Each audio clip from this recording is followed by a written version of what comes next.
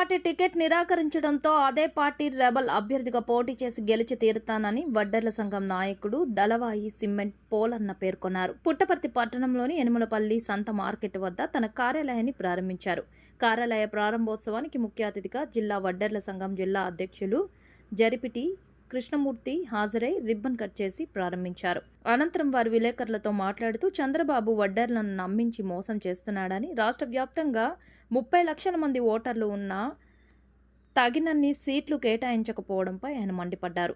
అందుచేతనే పుట్టపర్తి అసెంబ్లీ స్థానానికి స్వాతంత్ర అభ్యర్థిగా పోటీ చేసి వడ్డెర్ల సత్తా ఏంటో చూపిస్తామని తెలిపారు.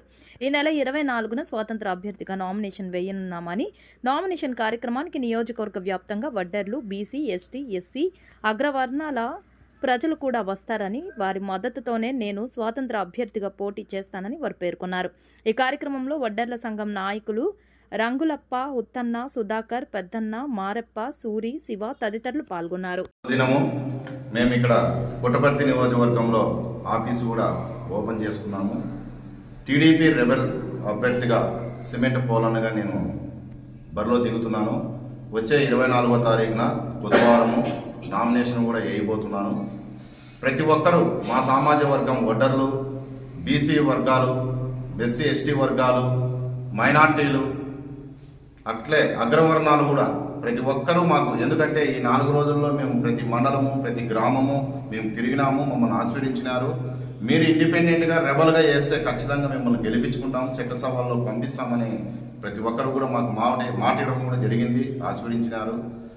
ఎందుకంటే అటు శ్రీధర్ రెడ్డి అయినా ఇటు రఘునాథ్ రెడ్డి అయినా వాళ్ళ అవినీతులు, వాళ్ళు చేసే దందాలు, వాళ్ళు చేస్తున్న దౌర్జన్యాలు ప్రతి ఒక్కరికి తెలిసి ఈ నియోజకవర్గంలో కొత్త వ్యక్తి కావాలని చెప్పేసి ప్రజలందరూ కోరుకుంటున్నారు. అలాగే వాళ్ళకున్న అసమతంగా, ఎందుకంటే ప్రతి బిల్డింగ్ మీద, ప్రతి తలం మీద, ప్రతి రిజిస్ట్రేషన్ మీద వాళ్ళు చేస్తున్న, వాళ్ళ అనుచరులు చేస్తున్న వాళ్ళ దందాలు ఈ యాసిడ్కి వస్తున్నారు. అందుకే జగన్మోహన్ రెడ్డి అయినా ఇటు తెలుగుదేశం అయినా అభివృద్ధి చేసింది ఏంది లేదు. సత్యసాయి జిల్లాగా ప్రకటించినారే కానీ పేరుకు నామతంగా కనీసం అంటే ఇక్కడున్న సాయిబాబుకి సంబంధించిన బిల్డింగ్లు వాడుకుంటున్నారు. ఎక్కడ ఒక బిల్డింగ్ కూడా కట్టిన పాపాను లేదు వైసీపీ అయినా. ఇప్పుడు మళ్ళీ ఏదో చేస్తున్నానని తెలుగుదేశం వాళ్ళు కూడా ముందుకు వస్తున్నారు. మేము మమ్మల్ని నమ్మి ఈ బీసీ బిడ్డగా, వడ్డెర బిడ్డగా ప్రతి ఒక్కరూ మాకు ఓటేసి గెలిపించగలిగితే ఖచ్చితంగా అభివృద్ధి ఏందనేది నేను చూపిస్తాను. ఎట్లా జరుగుతుందనేది అభివృద్ధి అనేది నేను చూపిస్తాను. మాకు తెలుసుది వీళ్ళు ఎంతవరకు ఉన్న ఒక పార్టీకి, ఆ పార్టీ అధినేత ఏది చెబితే ఆ పార్టీ.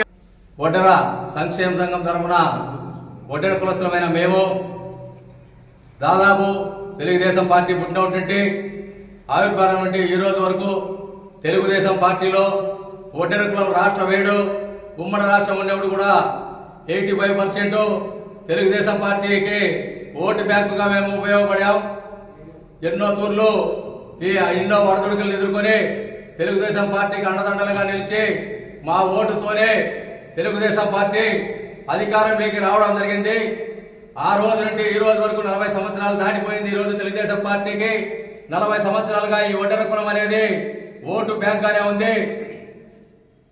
మేము ఈరోజు 2 సంవత్సరాల మునుపు ఖచ్చితంగా పుట్టపర్తి అసెంబ్లీ స్థానము వడ్డెర కులానికి ఇస్తామని చెప్పి జాతీయ అధ్యక్షుడు చంద్రబాబు నాయుడు గారు, నారా లోకేష్ గారు, కోర్టు సభ్యుడు టీడీ జనార్దన్ గారు, ఈ రాష్ట్ర అధ్యక్షుడు అచ్చెన్నాయుడు గారు అనేక మంది మాకు టికెట్ ఇస్తామని చెప్పి వడ్డెర్లదే పుట్టపర్తి టికెట్ మీరు ముందుకు పోండి, డోర్ టు డోర్ తిరగండి, ప్రతి ఊరు, ప్రతి వార, ప్రతి పల్లి, ప్రతి గడప తొక్కండి, ప్రతి అక్క చెల్లెమ్మను, ప్రతి కులస్తులను, కుల మతాలకు అతీతంగా అందరినీ కలవమంటే 2 సంవత్సరాల ముందు నుండి ఈ దళవాయి పోలన్న సిమెంట్, వడ్డే దళవాయి సిమెంట్ పోలన్న ముందర పెట్టుకొని వడ్డే దళవాయి సిమెంట్ పోలన్న సారథ్యంలో మేము ఇంకా అనేక మంది బయోడేటాలు ఇవ్వడం జరిగింది. పోలన్న గారు అనేక సంక్షేమ